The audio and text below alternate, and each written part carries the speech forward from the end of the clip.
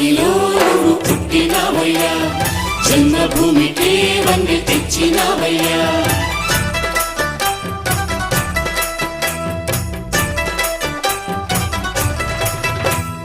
పేదలంటే ప్రాణమిచ్చే మన అన్నరాజు, మన్ను నిన్ను కన్న గొప్ప మనసున్నరాజు.